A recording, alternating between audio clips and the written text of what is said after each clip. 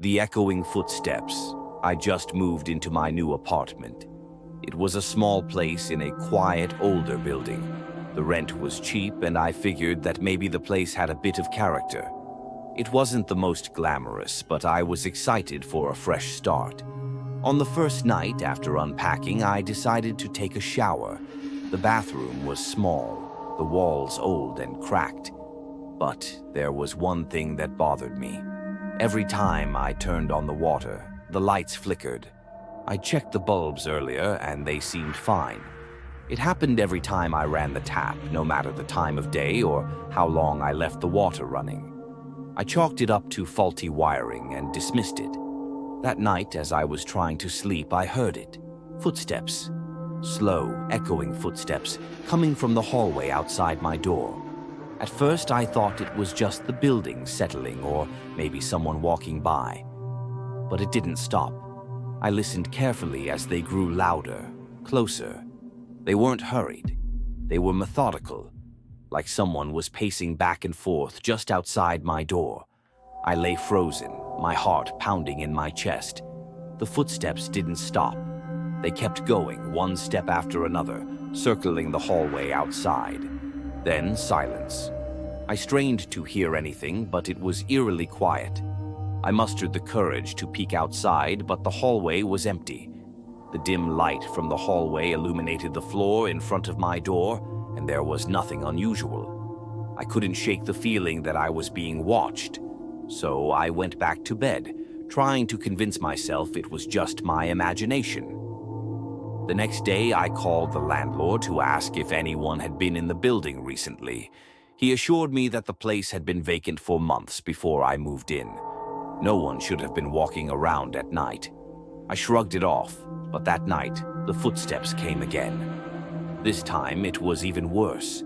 I lay in bed, listening to them, waiting. The sound of the footsteps echoed more clearly in the silence of the building. They circled my door again, slowly, methodically. Then they stopped. I held my breath. My pulse raced. The silence that followed was almost worse than the footsteps themselves. But then the door handle jiggled. I nearly screamed, but I forced myself to stay quiet.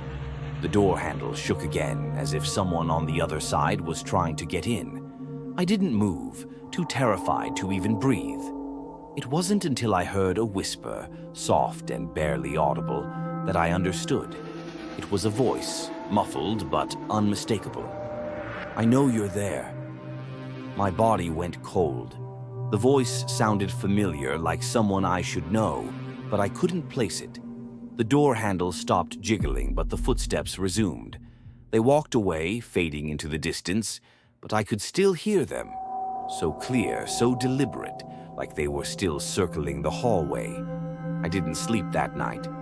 The following morning, I went to work, exhausted and jittery. I spent the whole day trying to forget what had happened, but the events replayed in my mind. I couldn't shake the feeling that I wasn't alone in the apartment. When I returned that evening, I noticed something strange. A faint set of muddy footprints in the hallway, leading up to my door. I knew I'd cleaned up the place when I moved in. There were no shoes or wet feet when I left this morning, so the prints weren't mine. My heart raced as I followed the footprints down the hall. They stopped right outside my door.